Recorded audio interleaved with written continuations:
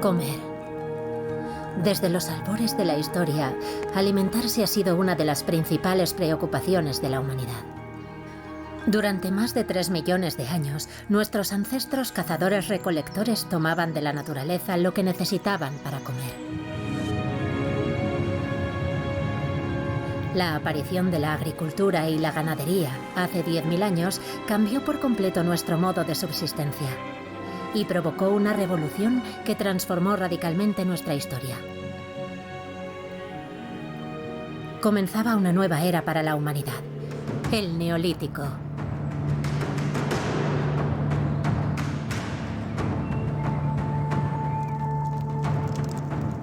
Y entonces surgió el uso del fuego y de los cereales.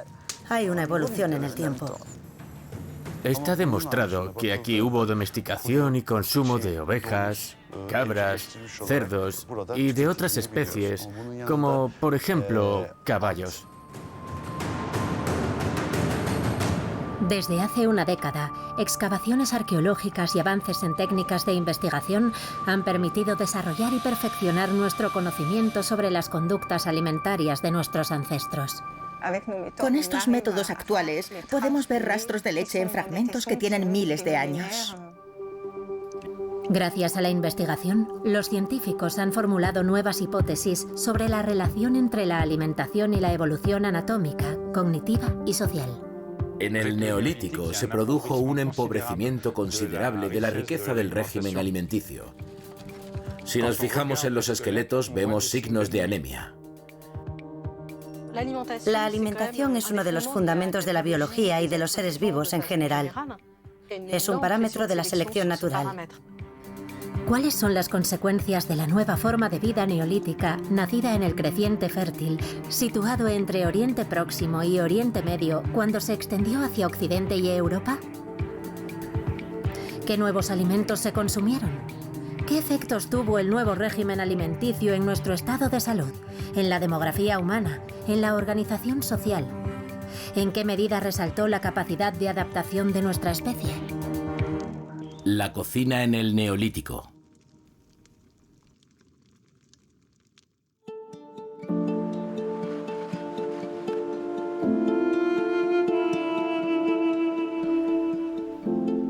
La investigación comienza en Çatalhöyük, en Anatolia Central, lugar emblemático de la Revolución Neolítica. Un elemento característico del Neolítico es la aparición de los primeros asentamientos humanos densamente construidos. Çatalhöyük es uno de los más antiguos desenterrados hasta ahora. La datación con carbono 14 de los artefactos allí encontrados evidencia una ocupación sedentaria desde finales del octavo milenio antes de Cristo. Alain Froment, médico, antropólogo y exconservador de las colecciones del Museo del Hombre, visita el yacimiento para conocer las últimas excavaciones.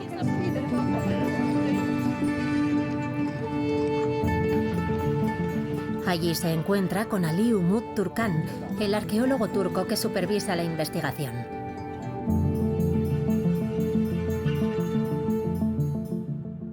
Aquí se ve claramente un muro con ladrillos, ¿lo ves? Sí, es un muro y encima vemos yeso. También se ve el hueco de una viga grande. Cuando querían construir una casa nueva, derribaban la parte superior de la antigua, utilizaban los escombros para nivelar y volver a construir. En 1958, los británicos James Mellard, David French y Alan Hall descubrieron Çatalhöyük durante una excavación que estaban haciendo. Con 14 hectáreas es, que yo sepa, el mayor yacimiento neolítico de Oriente Medio y del sur de Europa, y quizás puede que del mundo. El Neolítico supone varios aspectos como la domesticación de las plantas y animales, la sedentarización, la alfarería, la aparición de nuevas herramientas como la piedra pulimentada. La transición neolítica se produjo de forma gradual, a diferentes ritmos y en diferentes momentos dependiendo del continente. Es la primera vez en la historia de la humanidad que eso sucede.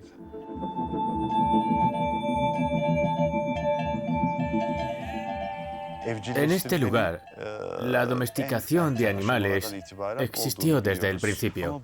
Se ha demostrado que en estos enclaves consumían ovejas, cabras, cerdos e incluso otras especies como caballos. Estas especies ocupaban un lugar fundamental en la alimentación de los habitantes, sobre todo por el aporte de grasas. Las ovejas y las cabras constituían la principal fuente de proteínas que incluían en su dieta. Pero lo más importante que hemos encontrado y estudiado a posteriori en Çatalhöyük son todas las formas y usos que le dieron a estas plantas y cultivos. Ellos trabajaron y cosecharon el trigo y otros cereales, como por ejemplo la espelta, la escanda o la avena. También hemos encontrado restos de producción de legumbres como guisantes, garbanzos y lentejas. Es muy interesante ver y entender cómo influyó esto en su vida diaria.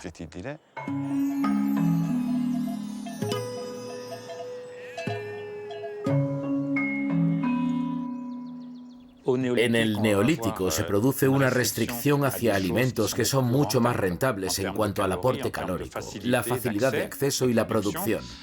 La agricultura no solo permite consumir lo disponible, sino que además permite crear nuevos campos. Si coges un prado y siembras trigo donde no lo había, eso es agricultura. Es el gesto de crear recursos incluso donde no los había. Y por supuesto es también la multiplicación del recurso. Por ejemplo, si planto un grano de maíz, cosecho una mazorca que puede ser unos 200 granos, de modo que he multiplicado mi capacidad de producción por 200. El cambio de alimentación en el Neolítico se concentró en los superalimentos, los supercereales y demás. Ya no tenían la limitación del entorno natural, sino que estaban creando su propio entorno.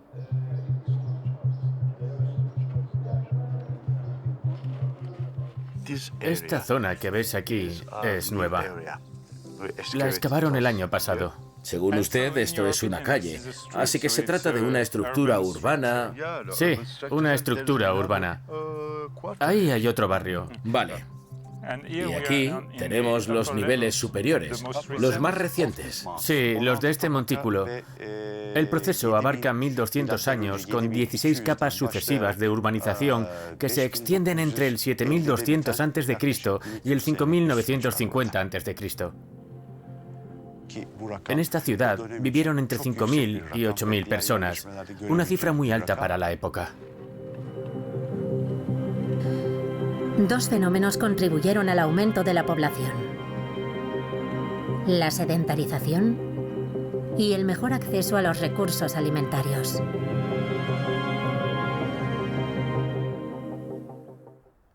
Las sociedades de cazadores-recolectores son estables, tienen pocos hijos, ya sea porque hay una elevada mortalidad infantil o porque controlan la tasa de mortalidad, espaciando los nacimientos y prolongando la lactancia materna. A partir de que el hombre se asienta, empieza a aumentar su fecundidad.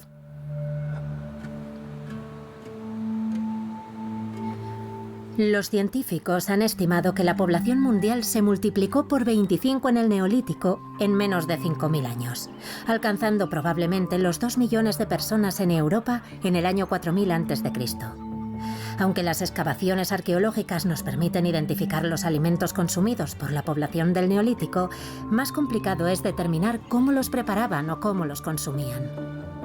Sin embargo, comprender las técnicas que utilizaban en la cocina también nos permite comprender mejor la forma de vida de nuestros antepasados.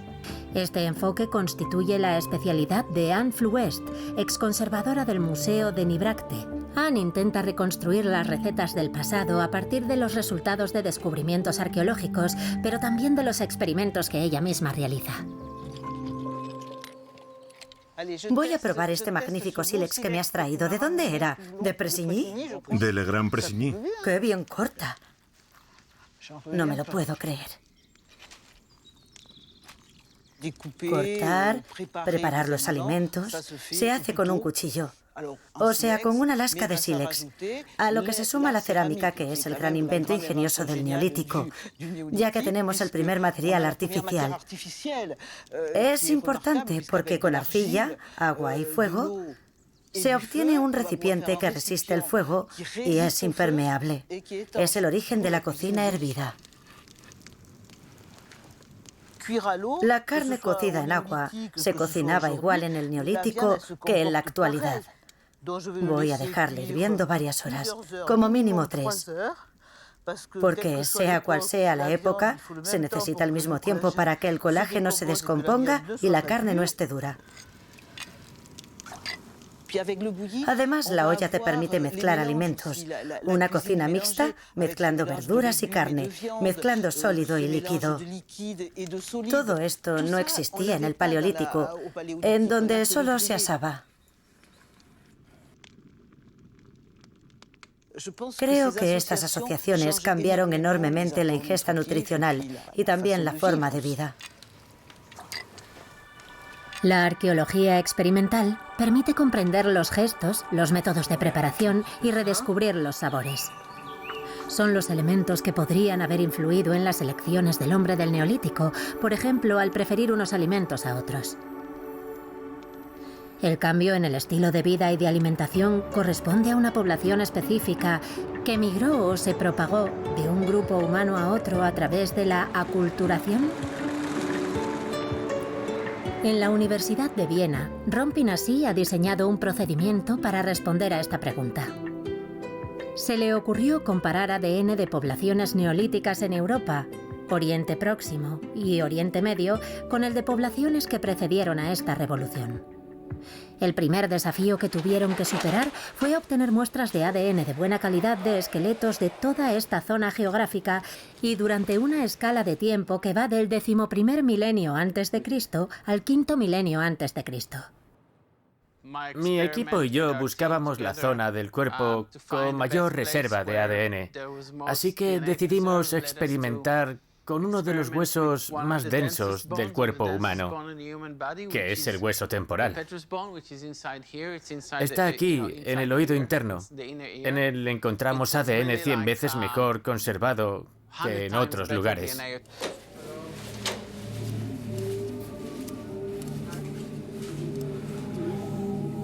Con una pequeña arenadora comenzamos la limpieza y extracción hasta aislar la cóclea, para posteriormente poder reducirla a polvo, que es como podemos estudiarla.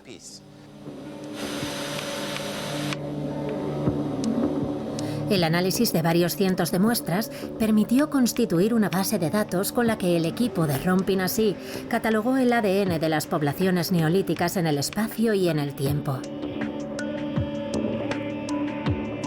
También compararon el ADN de estas poblaciones con el de las poblaciones de cazadores-recolectores presentes en las mismas zonas geográficas antes de la aparición del Neolítico. El escenario que surge de nuestra investigación sobre el ADN antiguo es que había una población, digamos, de cazadores-recolectores y otra que llamaremos de granjeros. Hemos demostrado que la nueva población reemplazó por completo a la antigua. No se sabe cómo se produjo dicho reemplazo, si fue violentamente o quizás los cazadores-recolectores simplemente se fueron. En cualquier caso, no hay mezcla genética de las dos poblaciones. Los granjeros llegaron al sur de Europa y llevaron consigo la agricultura. Todos son genéticamente idénticos. Se produjeron varias oleadas, una a través del Mediterráneo y otra por el corredor del Danubio.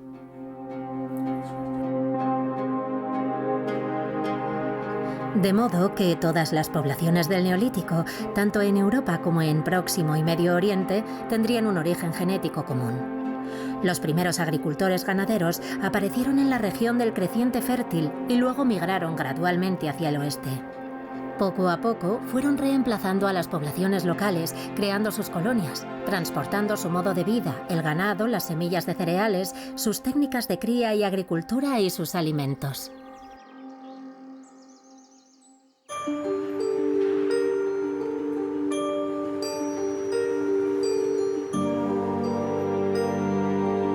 Un cambio tan importante en el régimen alimenticio y en el estilo de vida de las poblaciones de criadores-agricultores tuvo también impacto en su fisiología.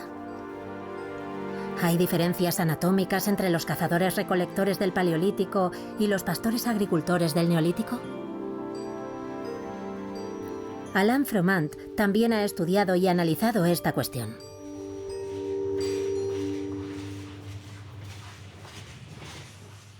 Estamos en el almacén del Museo del Hombre, donde se guardan miles de huesos, especialmente de la época que data del Neolítico. Aquí tenemos un fémur, que va a hablarnos de un elemento importante de la salud, como es la estatura. Se trata de un marcador excelente, ya que sabemos que el tamaño, por supuesto, depende de la genética, pero también de las condiciones en las que creció el individuo. Esto nos revela no solo la edad de la persona y sus hábitos alimenticios, sino también las enfermedades que haya podido tener.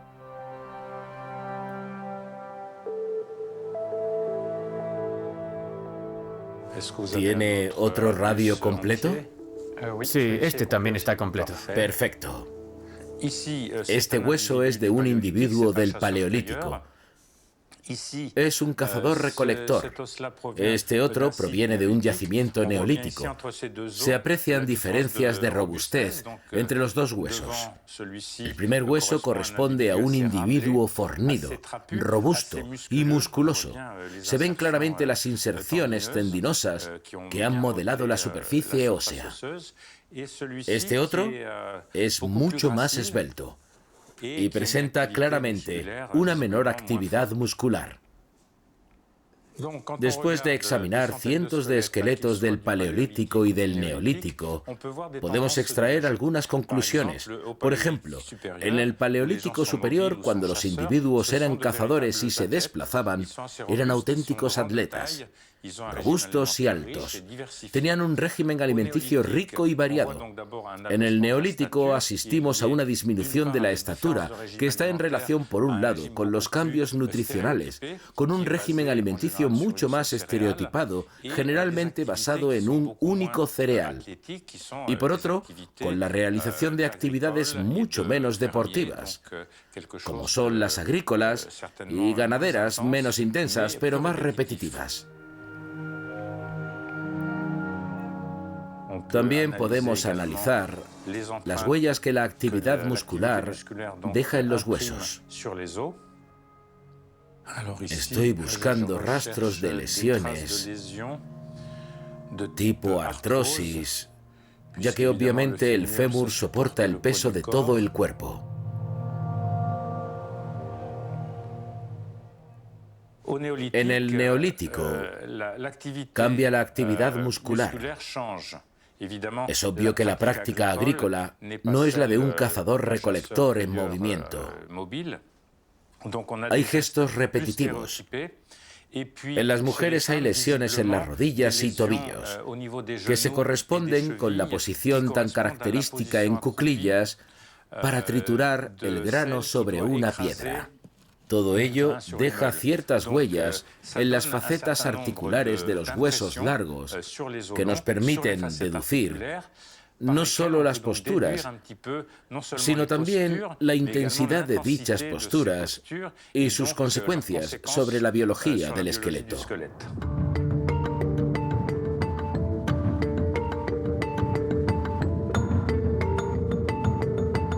En Çatalhöyük, los investigadores tienen acceso a un material arqueológico excepcional.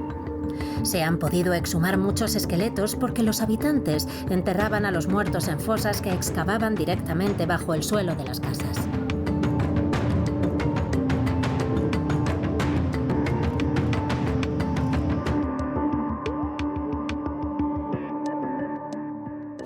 Fíjate aquí, esto es interesante. En las excavaciones realizadas entre 1960 y 2017 se encontraron 815 individuos del Neolítico, a los que hay que sumar los 15 esqueletos exhumados en las excavaciones del año pasado. En total son 830 individuos. Es extraordinario. Gracias al estudio de estos huesos, Alain Froment ha podido identificar otros signos de deterioro de la salud de los habitantes directamente relacionados con los nuevos hábitos alimenticios del Neolítico. Aunque la agricultura cubría las necesidades esenciales, la reducción de la variedad de la alimentación provocaba carencias nutritivas. Se aprecian signos de anemia. Como es natural, los antropólogos nos preguntamos qué pudo haber pasado. Pensamos en carencias nutritivas. El régimen alimenticio del agricultor es algo pobre en proteínas y más rico en hidratos de carbono, lo que supone un empobrecimiento en cuanto a la ingesta de vitaminas y posiblemente también de oligoelementos.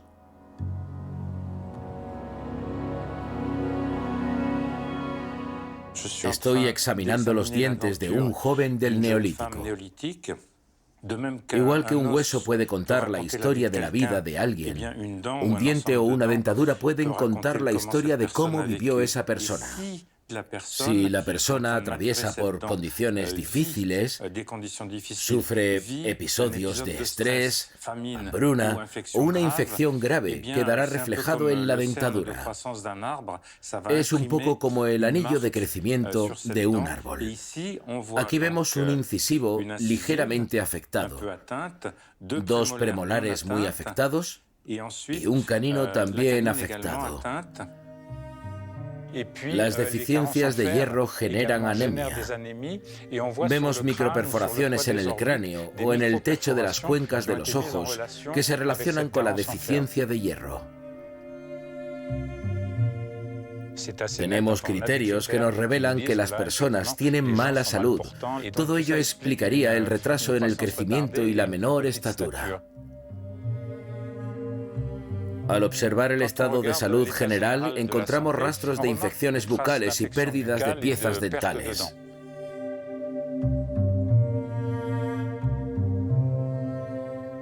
En el Neolítico era frecuente que en la harina hubiese pequeños granos de sílice que se desprendían de la piedra que usaban para triturar el grano y era muy abrasivo para los dientes, los aplanaba, dejando una superficie casi plana. Aquí vemos que en el canino y en el primer premolar hay caries incipientes en el cuello de las piezas. Son una puerta de entrada a las infecciones. Los microbios de la boca pueden entrar e incluso propagarse a través de la sangre, provocando una septicemia. Por eso la higiene bucal es algo fundamental para el bienestar de los individuos. Así que en el Neolítico, debido sobre todo a la ingesta de carbohidratos y a las diferentes formas de masticar, vemos que en general la salud bucal se deteriora. Aunque el desarrollo de la agricultura y la ganadería supuso una mejora de las condiciones de vida de la humanidad, el cambio del régimen alimenticio también pudo tener efectos perjudiciales en el desarrollo de los individuos y en su estado de salud. Y eso no es todo, porque la agricultura y la ganadería implicaron para los habitantes del Neolítico el contacto diario con los animales domésticos. Hablamos, por supuesto, de rebaños de ovejas y de ganado vacuno, pero también de todas las especies que atraía el almacenamiento de alimentos, como roedores, y de las especies domesticadas, como perros y gatos. ¿Qué consecuencias tuvo para la salud esta nueva proximidad entre el hombre y los animales? Una proximidad que incluso está representada en algunos frescos restaurados en Çatalhöyük. Los animales salvajes son enormes reservorios de virus y bacterias. Siempre lo han sido. En el Neolítico compartíamos la vida con los animales. Estaban en las casas, el contacto era muy estrecho y debido al aumento de población, observamos un patrón de infección bastante diferente. Tomemos el ejemplo del sarampión precisamente porque no es ajeno a este lugar. En principio, la forma salvaje del sarampión es lo que llamamos peste bovina. El virus del de la peste bovina generó el virus del sarampión humano. Creemos que fue en el Neolítico cuando se produjo el primer contacto con este virus y su posterior propagación. En las pinturas vemos el contacto con uros y bóvidos salvajes. Entonces se produjo la transmisión al hombre y debido a este conjunto de población que no existía en el Paleolítico, los virus tuvieron tiempo de infectar a otras personas y se mantuvo en la población. Por tanto, el patrón infeccioso epidémico del Neolítico es radicalmente diferente al del Paleolítico.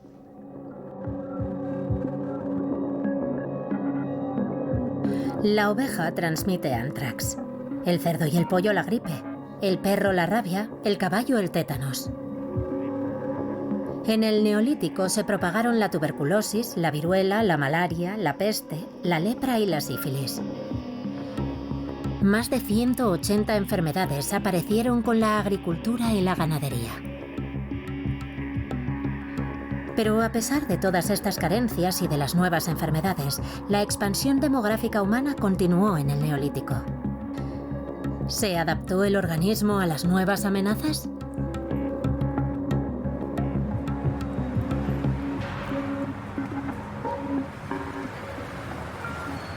En París, Céline Bon, paleogenetista del Museo Nacional de Historia Natural, ha estudiado las mutaciones más importantes que ocurrieron en nuestro genoma durante el Neolítico.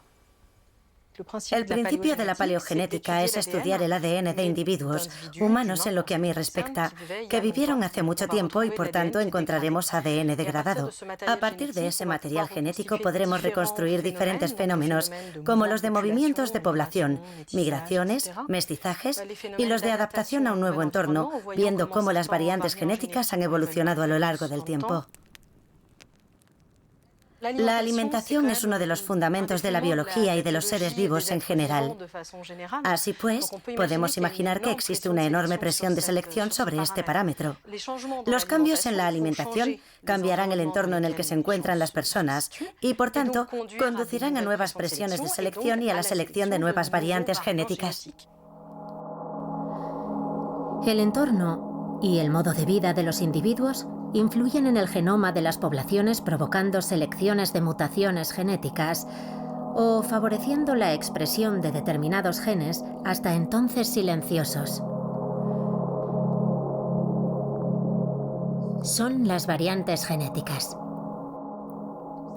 Nosotros vemos su rastro en los alimentos. El primer cambio es la aparición de inmediato, con una frecuencia elevada de una variante que se asocia al color de piel claro.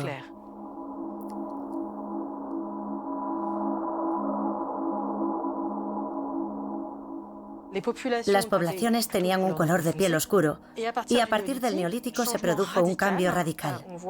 Casi el 100% de la población presenta la variante asociada a un color de piel claro. Tenemos una explicación que puede ser la adaptación a la dieta neolítica asociada a este tono de piel. La alimentación de los cazadores-recolectores era relativamente variada, más rica en proteínas de origen animal y, por tanto, más rica en vitamina D. A partir del Neolítico empieza a haber una alimentación menos variada, mucho más rica en almidón, menos rica en vitaminas y en nutrientes en general. La vitamina D, esencial para el cuerpo humano, puede ser sintetizada por nuestro cuerpo cuando se expone al sol. Sin embargo, la piel clara aumenta la capacidad de su producción con respecto a la piel oscura.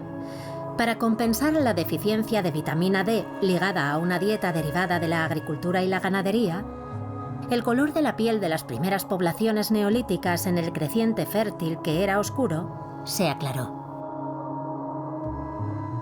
Podemos suponer que desde el momento en que las poblaciones neolíticas dejaron de tener la presencia de vitamina D ligada a los alimentos, se activó una presión selectiva para seleccionar individuos que tuvieran un color de piel más claro y por tanto sintetizaran mejor la vitamina D. La población de piel clara se extendió desde el creciente fértil hacia Europa. Pero el cambio del tono de la piel no fue la única transformación fenotípica ligada a la alimentación que se produjo en el Neolítico. Otra importante modificación está relacionada con la aparición de un nuevo alimento, la leche. A partir del momento en el que el hombre domestica a los animales y los cría, puede obtener su leche y consumirla.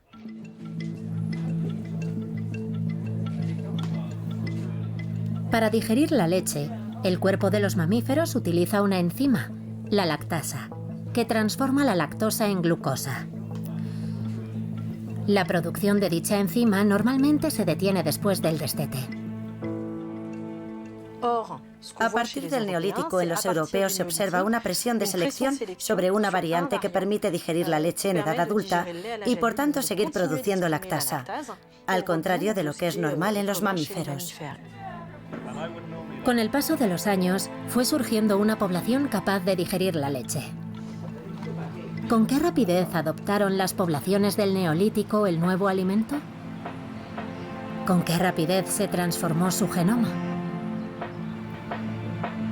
Melanie Roffet-Salk, química del Centro de Investigación de la Universidad de Bristol, busca respuestas en la cerámica neolítica encontrada en excavaciones arqueológicas.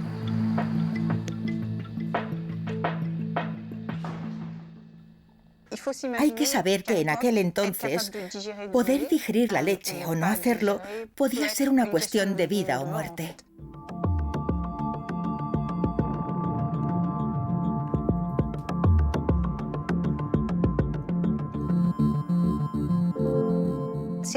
Estas vasijas son las cacerolas del pasado. La cerámica es porosa, así que al cocinar en vasijas, la grasa y los lípidos penetran a través de los poros de los recipientes. A partir de estos fragmentos, que tienen varios miles de años, podremos descubrir qué se cocinó en estas cerámicas arqueológicas. Con nuestros métodos actuales, podemos ver rastros de leche en fragmentos que tienen miles de años, incluso hasta 10.000 años. Es muy fuerte.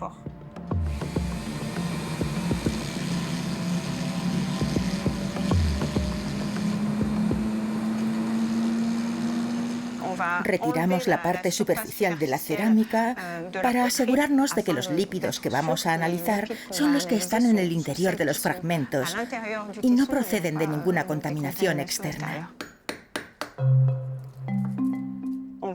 Vamos a extraer 2 o 3 gramos que a continuación reduciremos a polvo.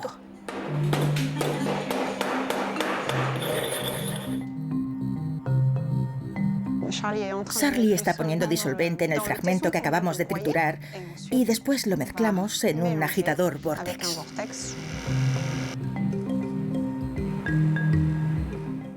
Vamos a analizar esta capa.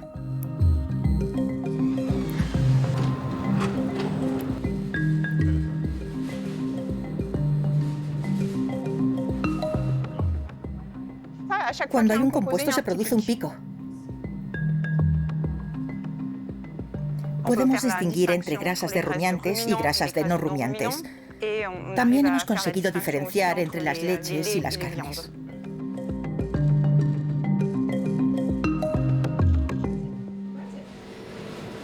Al rastrear la presencia de leche en la cerámica encontrada en yacimientos neolíticos, el equipo de Melanie puede identificar las poblaciones que consumían dicho alimento, dónde vivían y en qué periodo. Estos resultados, combinados con la investigación sobre mutaciones en el genoma humano durante el Neolítico, permiten establecer un mapa geográfico y temporal de la difusión de la persistencia de la lactasa. En el caso de la persistencia de la lactasa, que es la presión de selección más fuerte que vemos hoy en el genoma humano, en algunas zonas bastaron unos pocos miles de años para que se fijara. Esta mutación está presente principalmente en poblaciones del norte de Europa, es decir, poblaciones que encontraremos en las Islas Británicas, Alemania o Escandinavia. Es menos frecuente en poblaciones mediterráneas.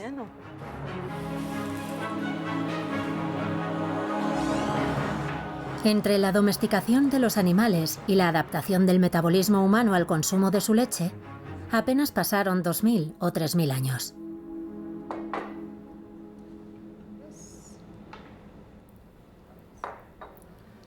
A día de hoy, los científicos siguen sin saber por qué esta mutación estaba muy presente en determinadas poblaciones europeas y poco en otras. Además, les ha sorprendido descubrir que en el mismo periodo determinadas poblaciones consumían productos lácteos sin ser portadores de la mutación. Este fragmento fue encontrado en un yacimiento de Polonia, en Ludwinowo. Data del Neolítico, es decir, hace unos 7000 años. Lo decoraron mediante pellizcos. Se ve claramente la marca, la huella de la persona que hizo la vasija hace 7000 años. Es muy emocionante.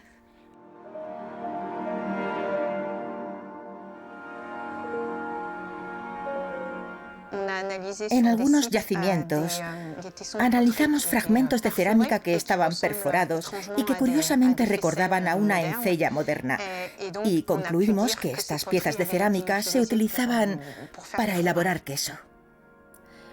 La elaboración de queso es la prueba en estas poblaciones de otra innovación que surgió en el Neolítico: la transformación de los alimentos. Inventaron métodos para reducir el nivel de lactosa en la leche mediante fermentación. La lactosa desaparece al elaborar productos lácteos como el queso o el yogur. Por un lado, el genoma humano evolucionó en el Neolítico para adaptarse al nuevo régimen alimenticio. Y por otro, el hombre, mediante la transformación de los alimentos, logró sortear algunos límites que le imponía su propia fisiología.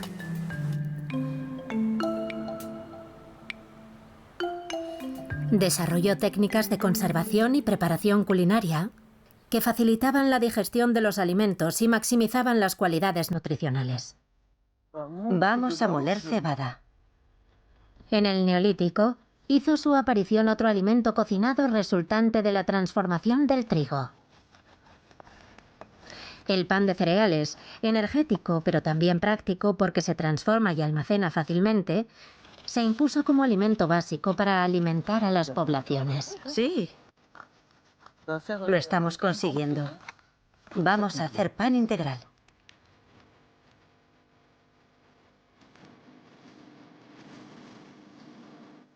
Ya casi está.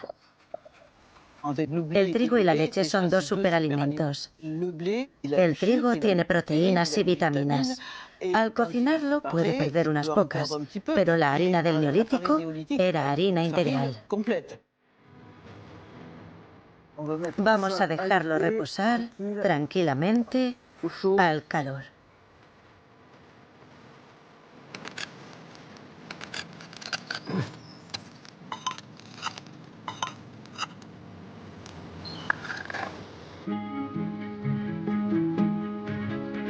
Los nuevos preparados alimentarios tienen una característica común. Hacen que los alimentos sean más blandos y menos difíciles de masticar.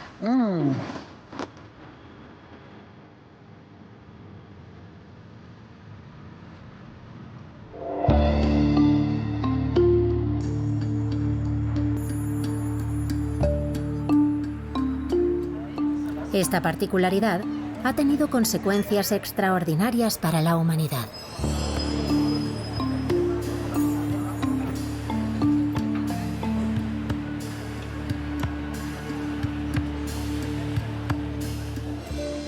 Dan de Diu, fonetista del Laboratorio de Investigación de la Universidad de Barcelona, ha participado en la demostración de uno de los más espectaculares y fascinantes descubrimientos. Se pensaba que las lenguas actuales eran similares a las del pasado.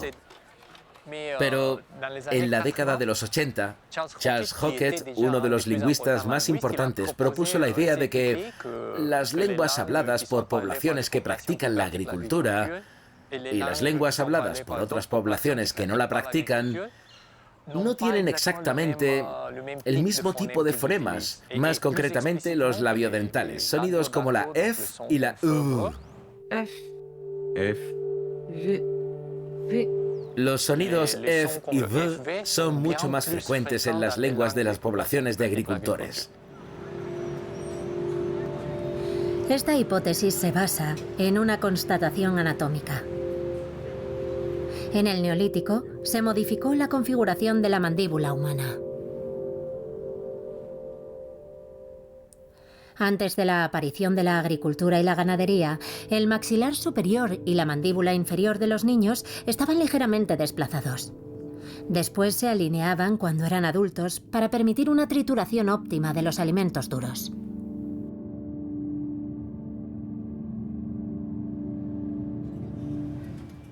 Aquí tenemos una serie de imágenes que muestran el cambio del tipo de mandíbula a lo largo del tiempo. La primera es un cráneo paleolítico en el que se ve muy bien que se trata de una edge-to-edge bite, una mordida borde a borde. La segunda proviene del Mesolítico y vemos la erosión dental de la mordida borde a borde. En cambio, esta otra es de alguien de la Edad de Bronce. Por tanto, después de la introducción de la agricultura, está clarísimo que los dientes están así, como los míos. En el Neolítico, con alimentos más blandos, la transformación cesó paulatinamente. La mandíbula inferior y el maxilar superior permanecen ligeramente desplazados.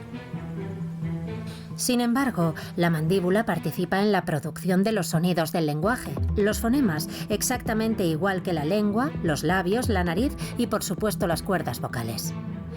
Dan de Dieu, con la ayuda del antropólogo Scott Moysick, ha tratado de medir el impacto de la modificación de la mandíbula y cuantificar el esfuerzo muscular necesario para producir determinados sonidos. En la producción de los sonidos labiodentales como F y V, lo que hay que hacer es poner en contacto el labio inferior y los dientes superiores. Así F y V. Y eso es más fácil si tenemos los dientes inferiores por detrás de los dientes superiores que si los tenemos así, alineados. Lo primero que hicimos fue realizar una simulación en el ordenador, una simulación que se denomina biomecánica.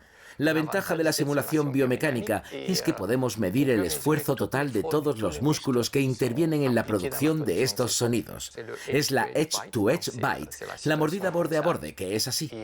El modelo muestra que el esfuerzo muscular necesario para producir una F o una V cuando se ponen los dientes inferiores debajo es más importante que cuando se ponen por detrás.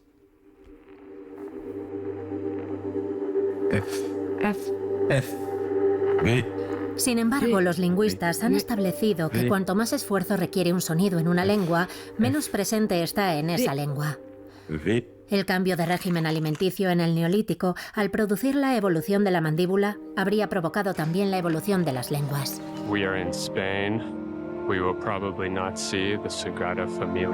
Esta mañana he comido fruta fresca en trozos. Ce matin au petit déjeuner, j'ai pris des œufs, du bacon.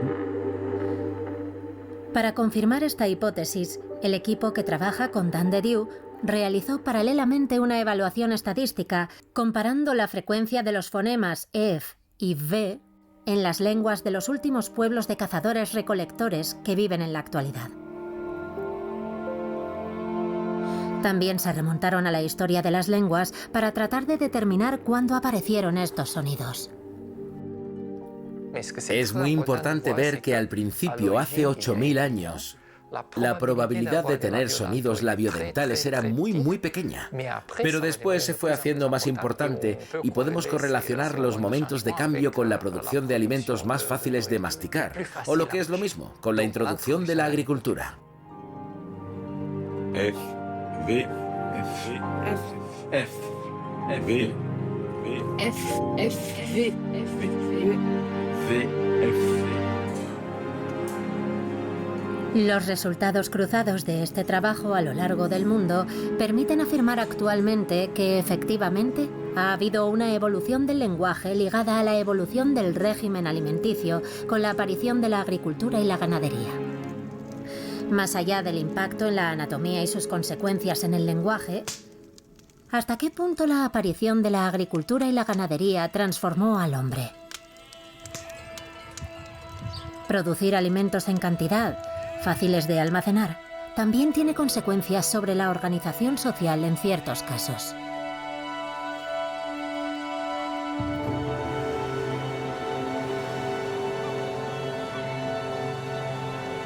En Bulgaria, a orillas del Mar Negro, un yacimiento arqueológico pone de manifiesto profundos cambios en este ámbito. Estamos en estos momentos en el yacimiento de la llamada necrópolis de Varna. Las primeras excavaciones se llevaron a cabo en 1972. Después se pararon, pero el año pasado se reanudó la actividad. Es de mediados del quinto milenio antes de Cristo, aproximadamente, en el Calcolítico, entre el 4500 y el 4300, para ser más exactos. Laurence Manolakakis es una arqueóloga francesa que participa en las investigaciones en este yacimiento desde su descubrimiento junto al equipo búlgaro que actualmente dirige Vladimir Slachev. A mí me parece que es importante. Sí, estoy de acuerdo. En la historia de la humanidad, con la revolución neolítica, observamos que se define la agricultura y la sedentarización. Al cabo de un tiempo, la agricultura permite tener reservas. Y así se crea la posibilidad de guardar los excedentes. En muchos lugares, al menos en Europa, al cabo de 800 o 1000 años de vida neolítica, vemos surgir la actividad de especialistas, de artesanos. A partir del Neolítico, los excedentes y las existencias permitieron alimentar a los individuos de la comunidad que se dedicaban a otras actividades diferentes de la agricultura, como los soldados o los artesanos. ¿Este es el sitio que me enseñaste donde estaba la tumba? ¿Esa tumba enorme? No, está ahí. Ah, ahí. Sí, ahí. Y luego tenemos esta otra tumba. Sí, vale. Ahí está la tumba 310, allí la 308 y allí la 309, al lado de la otra. Hasta ahora se han excavado y documentado 311 tumbas. Aquí tenemos la tumba 307, en la que hemos encontrado cerámica y también piedras rituales, y unos huesos entre las piedras y el cráneo.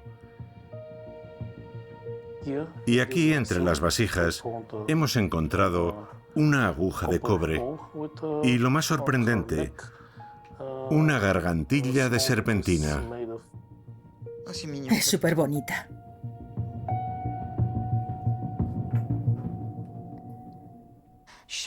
Cada objeto fue elegido para colocarlo con el difunto en su tumba.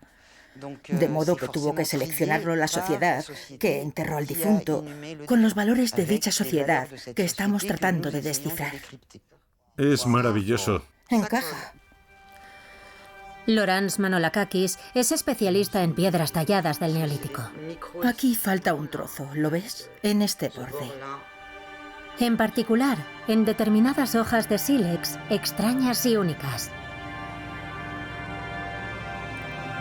Se han encontrado en contados casos en el mobiliario funerario de las 311 tumbas de la necrópolis. 7. Constituyen un testimonio espectacular de esta especificidad de las tareas. Tengo una maravilla. Es una hoja de sílex. Es la hoja más larga conocida en este sector de los Balcanes sudorientales, ya que mide 42 centímetros y medio de largo, siendo, como vemos, de un grosor casi constante en toda su longitud, de gran finura a pesar de la longitud. Y eso supone una destreza, una habilidad, un tiempo de aprendizaje muy largo. Supone también una especialización que va más allá del sé hacer algo muy bien. Concuerda con lo que sabemos sobre la aparición de artesanos.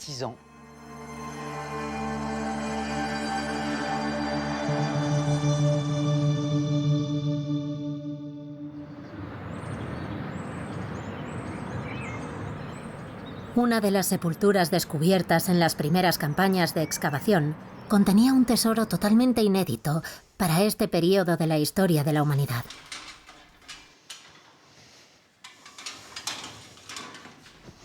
Gracias.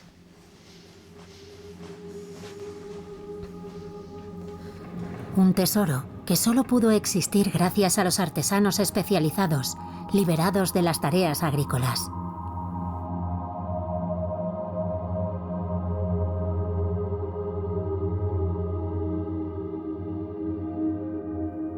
El objeto más importante que hemos encontrado es el cetro. Se trata de un hacha de guerra con un mango decorado de oro, con tubos y anillos dorados. Los collares hechos con cuentas de oro también son muy importantes, pero solo en esta tumba hemos encontrado pulseras hechas no solo con cobre y oro puro, sino también con una aleación de oro y plata natural.